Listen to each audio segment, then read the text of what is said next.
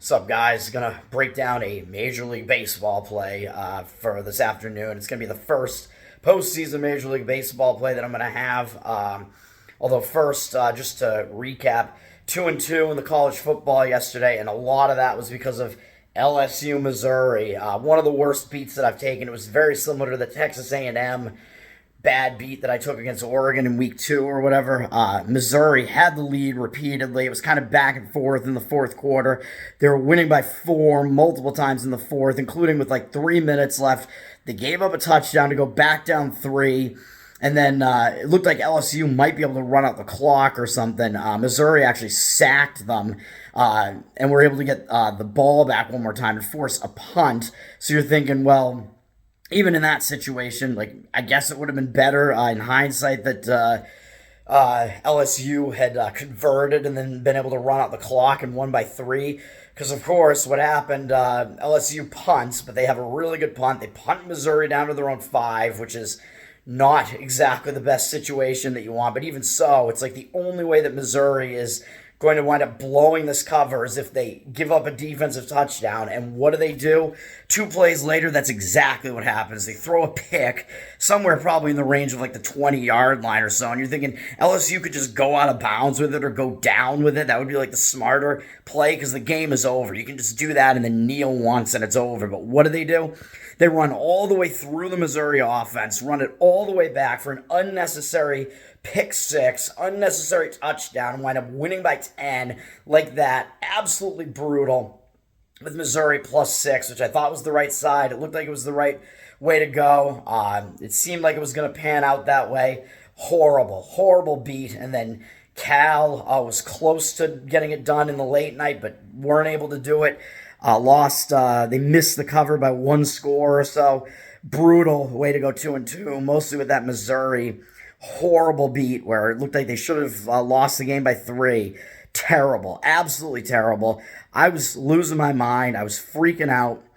We got NFL plays today with the NFL video that I posted is still up, but one of the plays is this NFL Europe game right now, and I'm up to watch some of it. I have the Jaguars in this one, so hopefully they're able to cover and get that done in the early morning here. Running on fumes here, not good.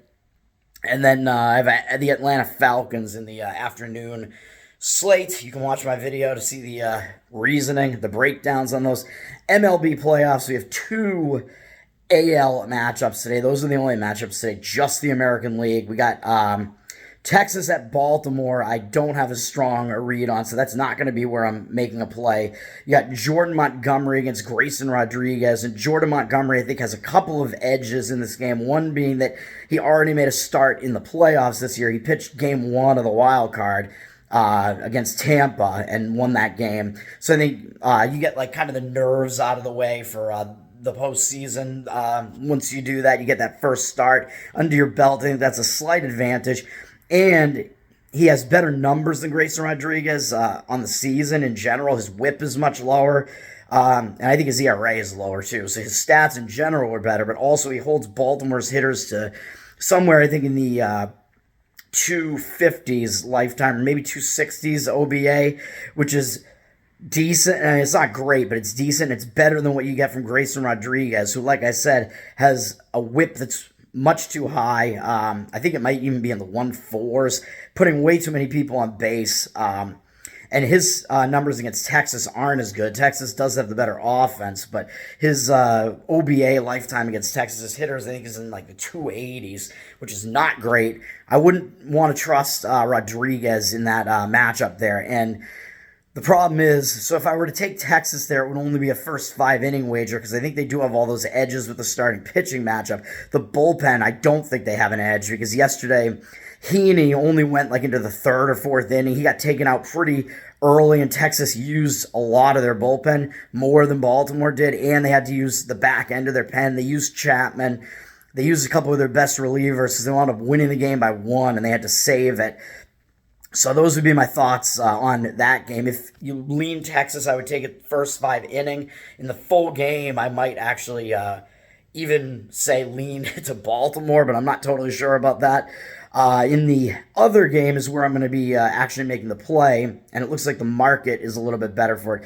Market looks like it's still like higher ticket percentage and higher money percentage, both on the home favorites, and it's a little bit hard to read, although it looks like the money is driving the line down on Houston more than it is on Baltimore. And that's where I'm going to look here. I'm going to look to Minnesota. I got them at plus 115, I believe, or maybe plus 116. And this is similar to what I said with Jordan Montgomery. Pablo Lopez is pitching for the Twins. He has a playoff start under his belt because he pitched game one in the wild card series as well. So I think that's a slight edge. You get kind of those jitters out of the way. And for a guy like him, that was only his second postseason start ever. I think he made one prior to that with the Marlins in like 2020. So he has less playoff experience, but I think that playoff win that he got this year, I think is huge. Get kind of the jitters out of the way. And it's going to be him against Framber Valdez, who people will take a look at this and think, yeah, he's the better pitcher. But I think it's close. I think it's debatable which one of these guys is better.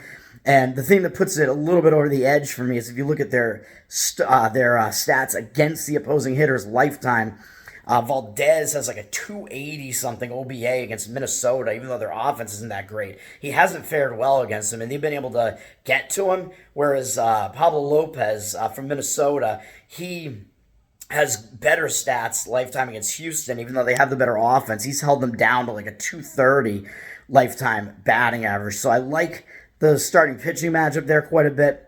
And the bullpen matchup, I actually don't mind Minnesota there either, because I think Minnesota was able to save their bullpen a little bit yesterday after Ober did not do very well.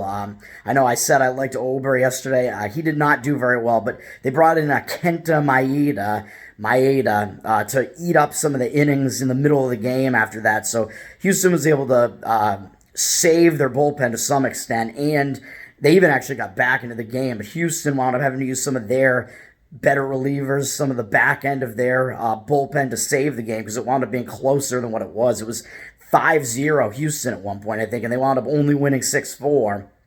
So all of that in mind, I like Minnesota, plus 115 or plus 116. That's going to do it.